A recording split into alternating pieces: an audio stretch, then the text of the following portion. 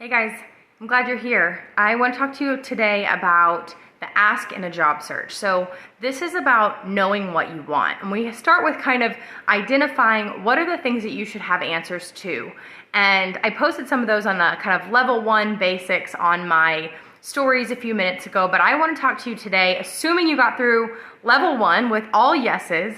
I'm going to talk through that level 2, those questions that you should have definitive answers to before you start reaching out to people. This is well before you add people into your network and you're asking them for help and support. This is before you even do your resume. This is before you add in a job search. So level 1, we're going to talk through the 4 things that are really important for level 1, which are, what are you looking for from a title perspective? What about a industry perspective, salary perspective, and geography? Level 1 is just answering those 4 questions. And then we're going to dive into what is level 2? What should you really be able to answer yes to if someone asks you if they can help? So that's the biggest mistake that people make, is that they just start reaching out to people, which at surface level I love, but it puts you in kind of a precarious situation, because if someone reaches out to you and says, hey, I'm looking for a new job, can you help me? What's your immediate response? I know mine is, how can I help? And if they don't have a very direct, concise answer to that, to me, you're asking me to waste my time. And you're asking me to potentially put me in a position where I can offend you. So if I don't know what level of a job you're looking for, or I don't know much about your work history to be able to recommend things, I'm not going to forward them, because I don't want to offend you, and I want to help. That's the nature of people. And that's a really important principle to understand. As you're going through this ask and you're identifying what you want out of life, whether that's, in a job search, whether that's, if you're in a multi-level marketing and you're asking people to join your team, whether that's trying to inspire and motivate people that are already on your team and you're an existing leader in your organization, being able to identify that ask is really, really important, because people have to have clarity. So the one big principle is to keep it simple and be very direct. Leave no room for confusion.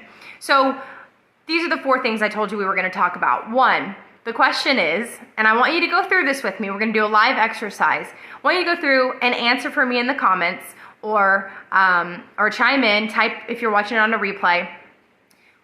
Which industry do you want to be in? A lot of people, and I talk about this with my clients a lot, there's really 3 pillars to the career transition. Pillar 1 is what you've done.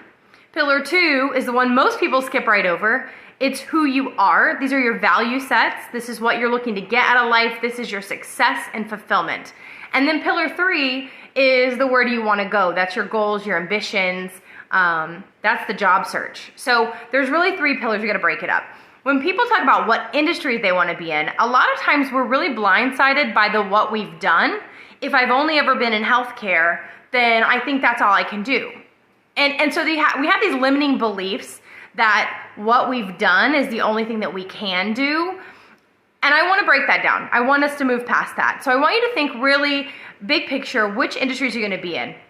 And it's important when you're identifying that. So that's level 1. Level 2 of which industry do you want to be in, which is that deeper dive, is which industries are aligned with pillar 2, who you are and your value sets. If you've been doing analytic work in the finance world, and that's all you've known, and you're assuming that's all you can get a job in because that's been your experience. What about if you looked at this from a more macro level to say, does that industry serve you at your core? Is it doing something? So if you're the kind of person that really values helping people and the finance industry gives that to you, then great, stay there. If you're the kind of person that really values helping people and you work in insurance and it's not resonating with you, then maybe it's time for a change in industry. And so thinking through not just what you've done, but what you want to do, it's really important to open your eyes to different industries and perspectives, because you might bring the most value to a new industry. So that's level 2 of the question 1, which is which industry do you want to be in? Question 2 is what job title are you looking for? So you may say, I've been a director of business development, so that's what I'm looking to do, or maybe I'm looking to move into a vice president role. That's what you've done. That's the obvious logical next step in that pillar 3, which is where you're going, what your goals and ambitions are. But let's think about this.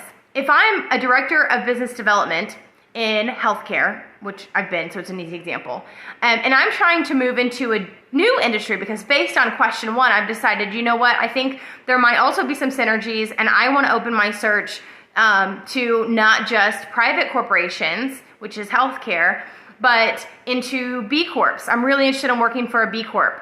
And so that's not an industry, that's a company type, different question. But what if I decided I wanted to go into nonprofit, which is an industry, and I want to serve people in a bigger way? So does that director title translate?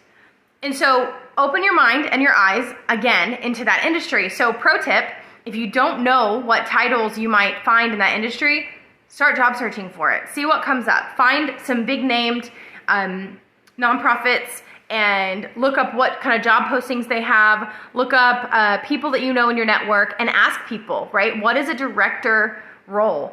And what's really most important in this question, which is this level 2, the deeper dive, is not what title are you looking for, probably what you really mean, and this is a question for you to determine, this is like a level 2 or 3, is what does that title mean to you? Does the title itself have value, the words, or is it your assumption of what comes with the title financially? So, or from an ownership or a responsibility perspective. So if you're looking to run a team and you think you're going to run a team at a director level or above, that's a totally different question. So don't get them confused. We got to keep it really simple. So if you don't know what your job titles are, look for them, search for them, do the work, set aside 10 minutes, write some things down, look and see what translates. That's level 2, which title are you looking for? The really easy way to translate that to an ask is to give people a level.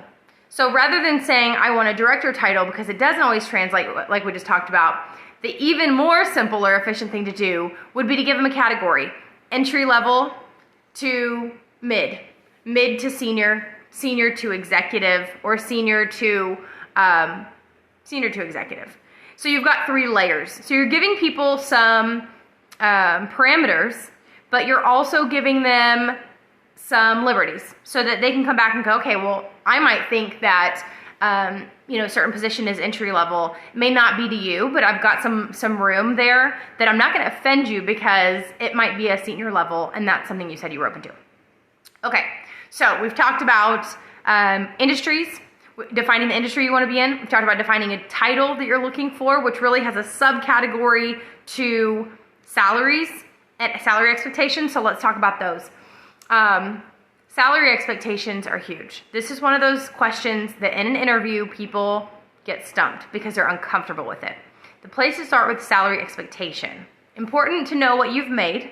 Important to know what you believe that next step is in salary. I don't think it's a wise decision to go backwards most of the time. Caveat of if you're changing industries, if you're starting over, if you've decided that value set is important enough to you to move into a space that doesn't directly translate, you might be in a space and you might be accepting of equal pay or maybe less.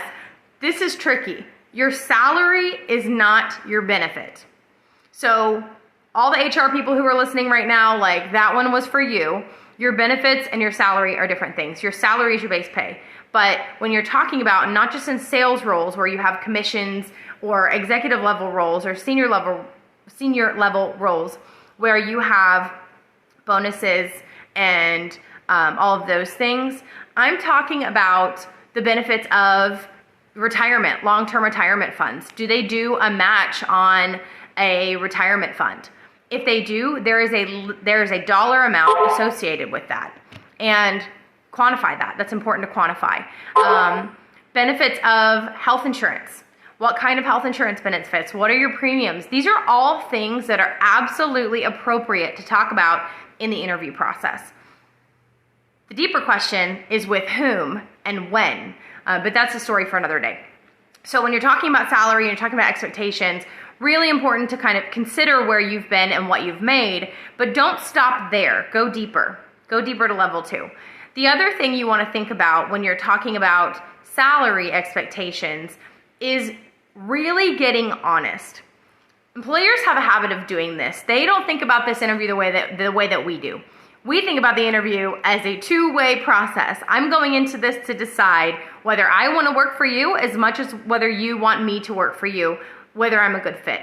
So especially today in this environment where people are begging for employees. They're begging. They're shutting down hours. They're making big operational changes because they can't find people to work. I know it's different in every market, but it's got to be a two-way conversation. And this comes down to advocating for yourself.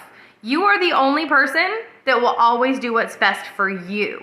Now, I'm not saying that people that love you won't take care of you. I'm not saying that people won't try. I'm saying that you have to know what is best for you and you have to advocate for yourself. When you get in the role and a year down the road, you become besties with somebody at work and realize they make $15,000 more than you, you could be mad at your employer. Or you could be mad at yourself because that meant you had a wiggle room to negotiate and you didn't.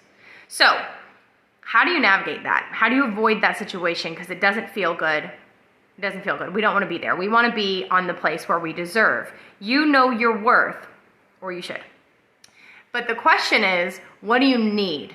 So there's two pieces of this. What are you looking for as far as salary expectations? One is what you need. This is budget. This is being honest about your bills, being honest about your lifestyle, being honest about who you're supporting and how, and the luxuries that you enjoy, that you intend on continuing. What is your budget? What do you need to make? And I'll come back to why that's important. The other one is what you want to make. This is your crazy cool goal. This should be a very large range. Jobs will typically have $10,000 range, $15,000 range, 20 is pretty big, but they have some leverage depending on the role in the company to go kind of 10%, above or below a range where the hiring manager has some power to do that typically.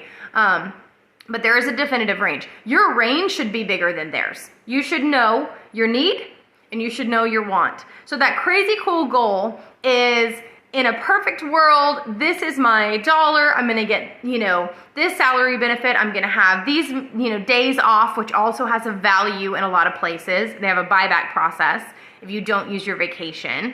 So that goes back to salary. But when you're talking about the need and the want, there's a big range. Rule number 1 of negotiations is you've never put the first number out, ever. Employers will ask you to do this. They will come out the gate and say, what are your expectations? I don't want to waste your time. Pro tip, turn that back on them.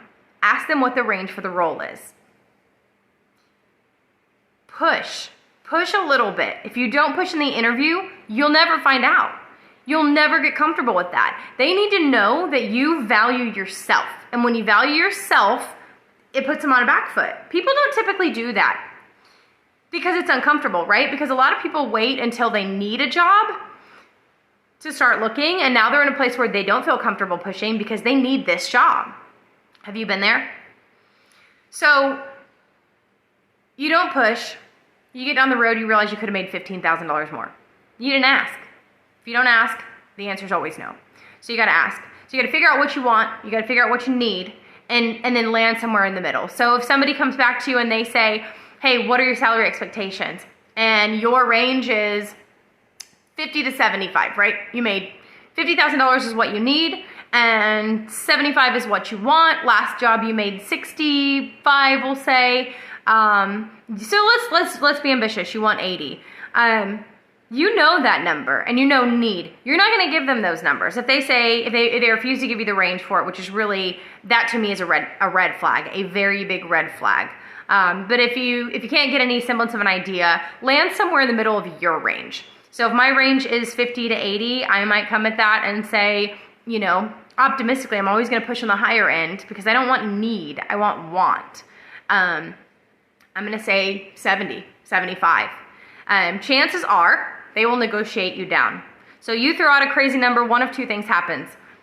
They say no, you recuse yourself from the process because it's not aligned, or they say your expectations are different than what were budgeted, but that would be incumbent upon them to tell you what's budgeted. You see what I did? So you push and they say it's out of the range, you now get to understand the range. You can come back then and say, like, you can kind of save that, right?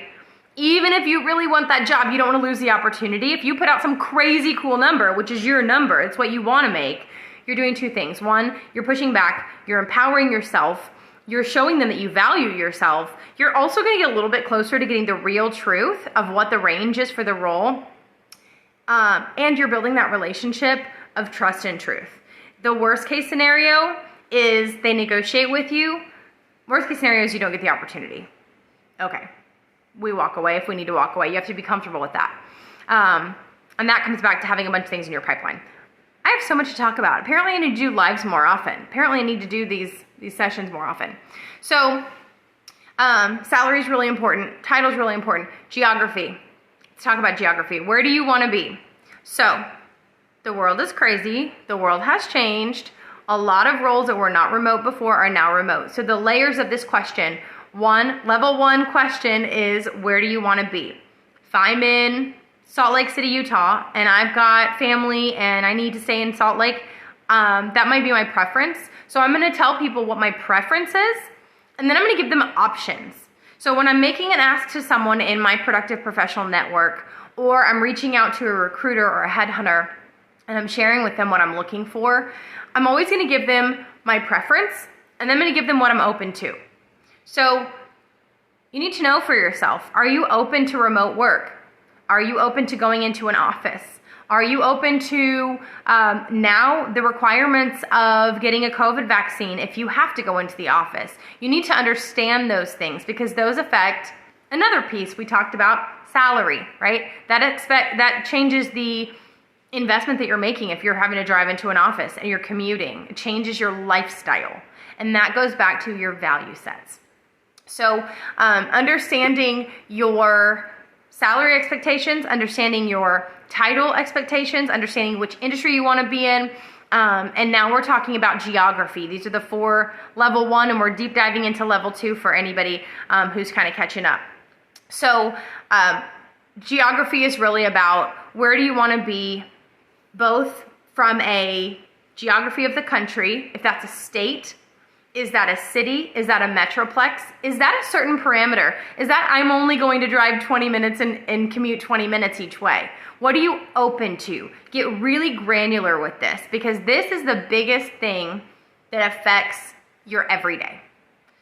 If you're working remotely, if you're working in a hybrid model, what that looks like. And so when you're making an ask to someone to help you, to be able to tell them I'm open to remote, or I'm preference to remote, I'm open to New York City, or whatever that looks like. The other subset of this, which is the level 2, maybe even level 3, but important to know before you accept a job, is what are the travel expectations? Some people want to travel. Do you want to travel? And if you do, how much? And if so, what does that culture look like? Is the culture of the company that if you've got a 9 a.m. meeting across the coast that you go in the night before? Or is the expectation that you take the 6 a.m. flight to get there by 8 to make a 9 meeting? You need to know those things. Those are cultural expectations of a company that will affect your day-to-day, that will affect your home life, and that's your fulfillment. Guys, being able to articulate what you're looking for is the most important part. It's also the hardest part. So if you're listening to this and you're like, oh my gosh, that's all overwhelming. I don't know the answers to that question. Where do I go? I'm just going to put things out. Here's another piece of advice. Sometimes going through the process helps you answer those questions. So don't get stuck. Just go. Start making the ask. When people start pushing back saying, how can I help you? I encourage you to have an answer to that question because people want to help. As a general rule, it makes them feel good. And so there's a caveat. I want to help as long as it it's an equation. It's a balance equation. As long as me helping is not putting me out, then I will help. That's a general human, how most humans operate. There are definitely exceptions to that rule on both ends. But if you come to me and say, I'm looking for a job, can you help me, keep an eye out? I don't know where to start. I don't know how to help you. I'm gonna tell you, I'm a career coach. I'm gonna tell you to set up some job alerts and identify these things, and I'm gonna give you different advice. But the lay person is just gonna say, okay, I'll keep an eye out, and has no intention of sending you anything, introducing you to anyone, providing you feedback. They have no intention of that because they don't know what you're asking. If you come to someone and you say, hey, Susie, I find myself in a role I'm looking to transition out of. I'm looking for a senior to executive level role, preference to remote, open to anything in a metropolitan city in the state of Oklahoma. I'm looking for we talked about the level. If you have the information, really open to talking about a salary range of X, Y, and getting really specific about what you're looking for. I advocate for creating truly, and I don't advocate for a lot of copy pasting, but copy paste. Industry, number 1. Level of role, this is our title conversation. Industry, X, or Y, or Z. Preference to X, open to Y and Z. Location, geography, remote, not remote, willing to travel, not willing to travel. These are the subsets. 3, whatever 3 was. Industry, title, salary, which really kind of is encompassing with the senior, with your level. But if you feel comfortable with the person to dive in and tell them that, you can. It does give people a better understanding. The challenge with that one when you're coming to an ask is that those things are not typically posted. But if someone themselves is a hiring manager, then it really aligns what your expectations and your intentions are from the very beginning. So if you're comfortable with that person, then you can share. And then the fourth piece, which is where do you want to be, salary, title, and geography. So if you can answer those 4 questions at a base level, you're doing well. Level 1's a great place to start. Level 2 is a better place to go. You're going to get more efficient feedback. You're going to get better communication. People are going to start sending you things. Pro tip, last one, and I'm going to leave you with for the day so you can go get started reaching out, making your list, doing your brainstorming.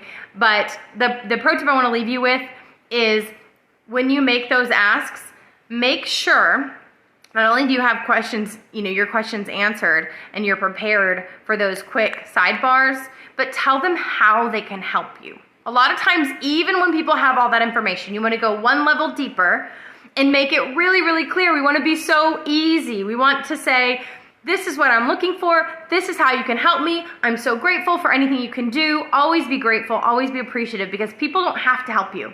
They absolutely do not have to help you. But the way that you can tell them how to help you is by a few things. If you are well networked in that industry, then networking may not be the thing that you're looking for. What if you're not? So, are they open to or willing to? These are ways that people can help you. They can look at your resume, provide you feedback if there's someone in that industry you're looking to break into. Are they willing to look at your resume? Are they willing to forward your resume? Are they willing, if they work for a company you're interested in, to go through their referral program? Do they have a referral program? And are they willing to forward your resume? Are they willing to introduce you to somebody? To email, do a warm introduction, whether it's a joint message on LinkedIn or an email that's forwarded with what your ask is to someone in their organization or someone that they know. Or they could forward you posts if they don't want to get that engaged in your search. If I come across something, so I can say, hey, I would love if you see something you think I might be interested in, please forward it to me in a message. On here would be great. If not, here's my email. Happy to look at those, and I'm grateful for any of them. You want people to feel super comfortable helping you. You want to make it as easy for them as possible, and you want to do it regularly. Always be grateful. I hope these tips are helpful for you guys. If you're at that level 2 and you know what you want and you're ready to go for it and you're just at that point where you're looking to network, I would love to help you do that. If you are struggling through defining those answers, also willing to help. So if you found this valuable, please save it. Please share it with your friends. Refer back to it. Make yourself a list. Do some brainstorming. And when you get stuck, I'm here to help. Have a great day, guys.